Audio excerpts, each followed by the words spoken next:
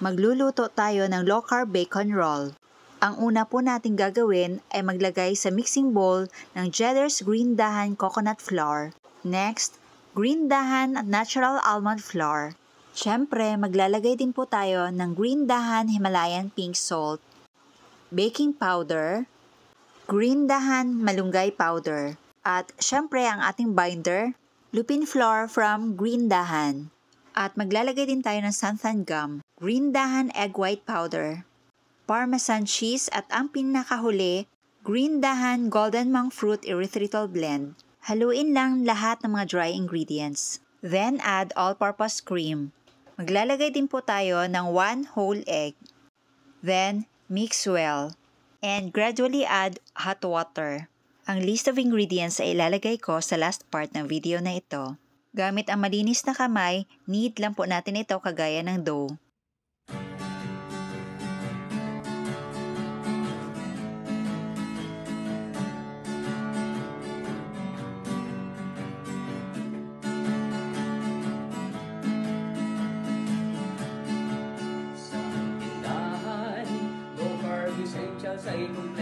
Kapag medyo pliable na po ang ating dough, pwede na po ito.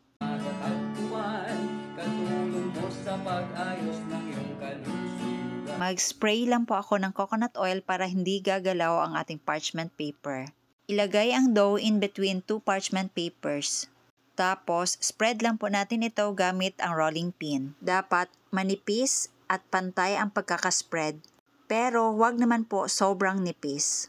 At cut lang po natin ang mga uneven edges. Marami kang pagpipilian sa Cheddar's green dahan. Baking essentials, condiments, nuts and seeds, healthy oils, coconut products, superfoods, herbs and spices, low-carb breads, kakanin, at may sugar-free ulam pa. Happy ang pamimili sa Cheddar's green dahan. Divide lang po natin ang dough into 2 equal sizes. Low-carb essentials ay kumpletong matatagpuan.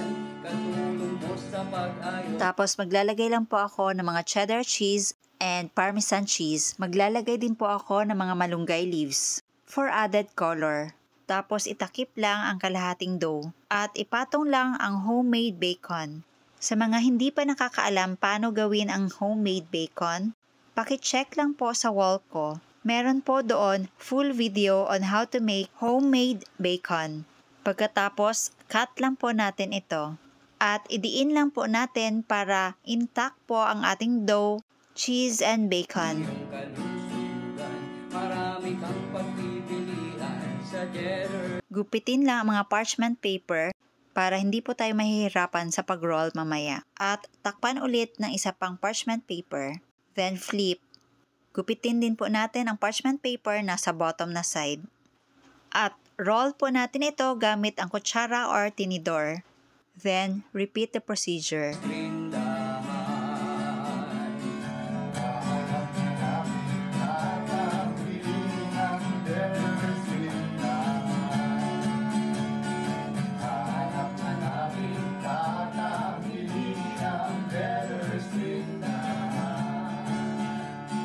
Then bake at 250 degrees Celsius for about 30 minutes. Pero kailangan bali-balik ta rin po natin ito every 15 minutes. Habang naghihintay na maluto ang ating bacon roll, gagawa muna tayo ng low-carb french fries para pampaganda din ng plating natin mamaya.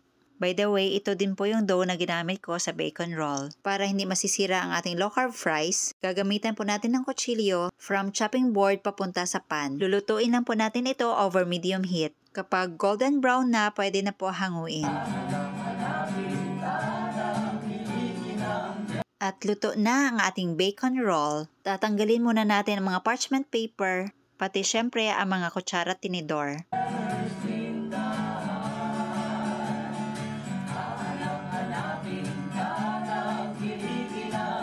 Ngayon, mag-plating na tayo.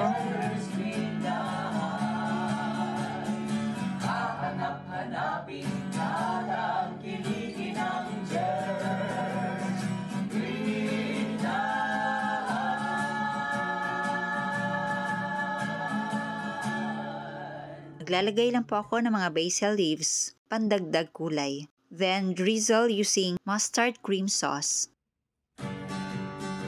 At ito na ang ating low-carb bacon roll with low-carb french fries on the side.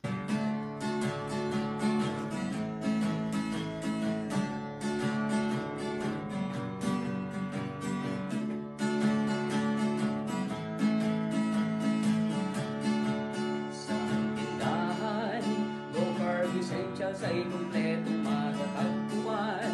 Katulong mo sa pag-ayos ng iyong kalusugan.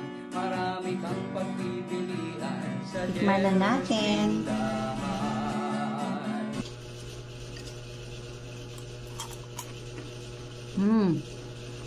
Crunchy. Baking essentials, condiments, nuts and seeds, healthy oils, coconut products, superfoods, herbs and spices, low-carb breads, Ang sarap. at may sugar-free ulam pa.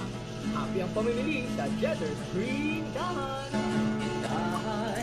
Low carb essentials ay kumpletong matatagpuan. Ang sarap talaga, promise guys. Katulong mo sa pag-ayos. Tapos, ito naman yung titikman natin. Marami kang pagpipilian sa Jetter's Green Dahan. So, lalagyan mo lang siya more mustard cream.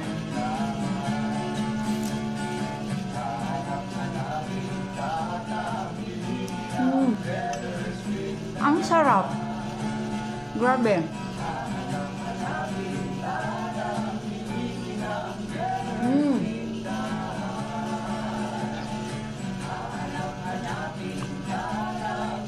Ang sarap. May mga crispy na part. Mayroong hindi masyado.